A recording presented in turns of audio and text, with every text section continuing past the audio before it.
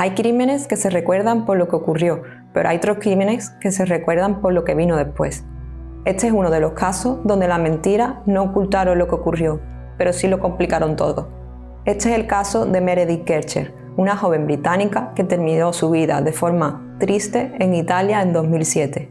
Lo que pareció un crimen trágico pero aislado acabó convirtiéndose en un caso muy mediático, no solo por la violencia del asesinato, sino por la sensación de que la verdad fue lo último que importó. Hoy vamos a analizar cómo se construye una culpa, cómo incluso personas inocentes pueden mentir. ¿Y qué ocurre cuando la justicia se mezcla con prisa, presión mediática y prejuicios? Meredith Kercher era una joven británica que tenía 21 años. Estudiaba estudios europeos y en el año de 2007 decidió ir de Erasmus a Italia, más concretamente a la provincia de Perugia, una ciudad universitaria con mucha vida. Allí en Perugia, Meredith compartía piso con otras 3 estudiantes de su edad. Una de las compañeras de piso era también estudiante de Erasmus y era estadounidense. Se llamaba Amanda Knox y tenía 20 años. Y otras 2 compañeras que compartían con Meredith piso, además de Amanda, eran 2 jóvenes italianas de nombre Filomena Romanelli y Laura Mesetti. Cuando todo ocurrió, Meredith apenas llevaba 6 semanas en Italia. No tuvo tiempo de hacerse amistades ni conocer bien a las compañeras de piso. Además, ella era una joven reservada, no hacía amigas tan fácilmente y aunque compartía espacios con esas compañeras, no tenían una amistad, no salían de fiestas juntas, solo compartían, digamos, espacios. La noche del crimen, Meredith estaba sola en casa. Era un 1 de noviembre, día festivo en muchos países, el Día de Todos los Santos, y en Italia es sabido que es una festividad religiosa y cultural que se celebra mucho. En esos días de fiesta el ambiente era más relajado, los estudiantes iban a ver a su familia, a ver a sus amigos, salían, compartían en las calles, y en concreto en la provincia de Perugia se celebraba una fiesta que se llamaba Feria del Morti, que es como en traducción Feria del Muerto, y se celebraban una serie de mercados en la calle que eran internacionales y locales, en el que se hacían artesanías, comida, ropa y se vendía un poco de todo. En estos días, del 1 al 6 de noviembre, en la ciudad había mucho movimiento por esas fiestas y ese día, 1 de noviembre, Día de Todos los Santos, Meredith, que no tenía amistades todavía, decidió tristemente quedarse en casa, sin saber que allí no estaría a salvo. Tras esta noche de fiesta, la mañana del 2 de noviembre de 2007, Amanda fue encontrada sin vida en ese piso, en su habitación, de una forma horrible.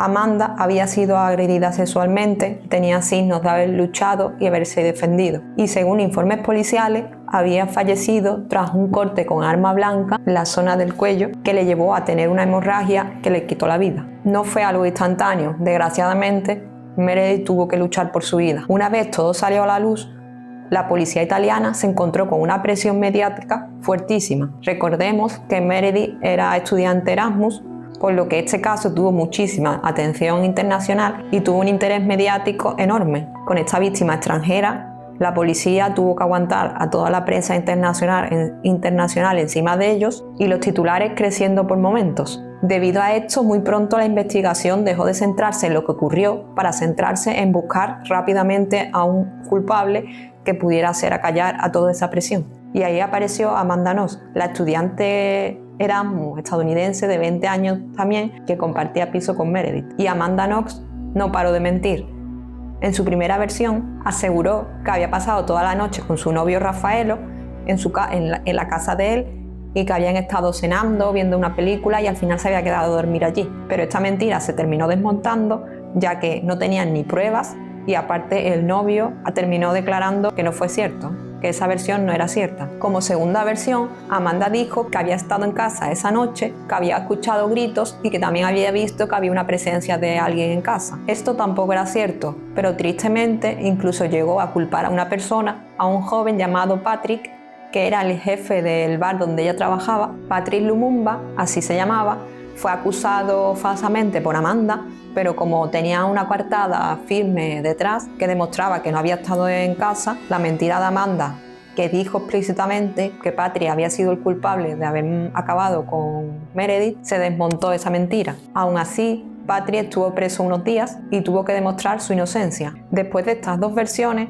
Amanda tras descansar y también volver con un abogado, se retractó e hizo un comunicado en el que declaró que tuvo demasiada presión, que debido a que en el interrogatorio estaba agotada, asustada, confundida y también por la presión extrema que sintió, dijo que ya no reconocía lo que era real y lo que no era real, admitiendo que por sentirse así fue por lo que había mentido.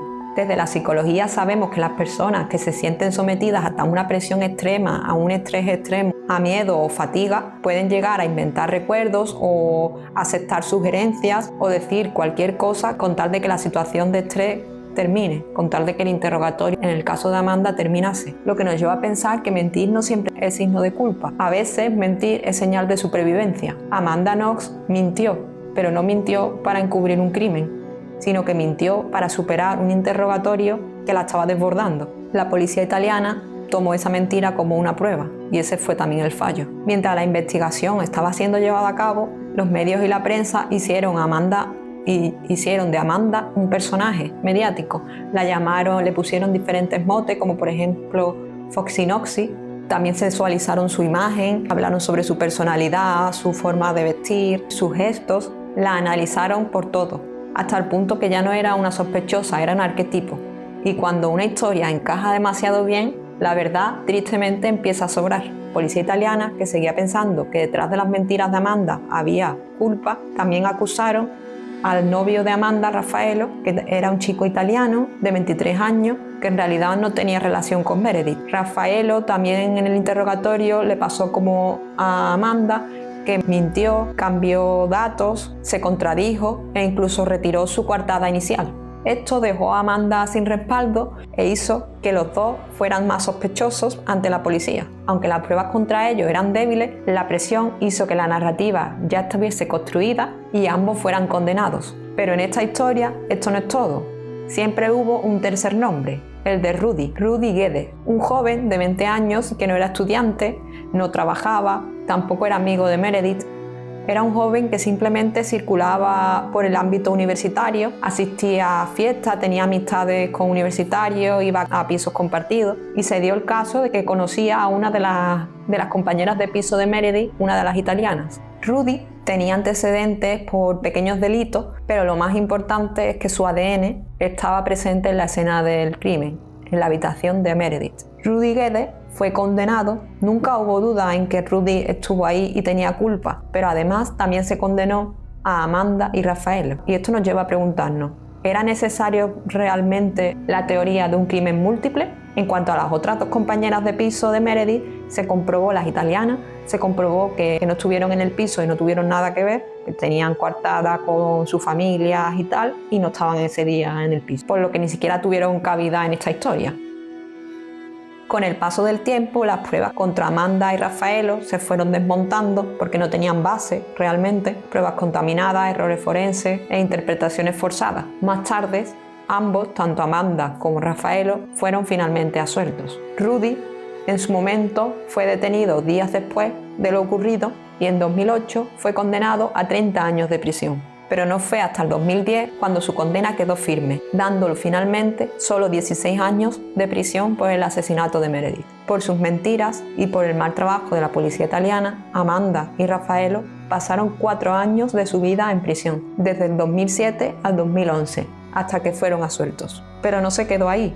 Fueron condenados, fueron absueltos y fueron vueltos a condenar, y después, en 2015, el Tribunal Supremo italiano los absolvió definitivamente y todo se cerró para Amanda y Raffaello. Aunque fueron liberados definitivamente, esos años de prisión, sus vidas marcadas y sus reputaciones no podrían ser recuperados. Y en este caso, mientras todo el mundo hablaba de Amanda Knox, Meredith Ketcher, la verdadera víctima, dejó de ser el centro de la historia. Este caso no trata solo de inocentes o culpables, trata de cómo juzgamos comportamientos raros, de cómo juzgamos emociones como pruebas y de cómo la prisa y la presión mediática y social puede deformar la justicia.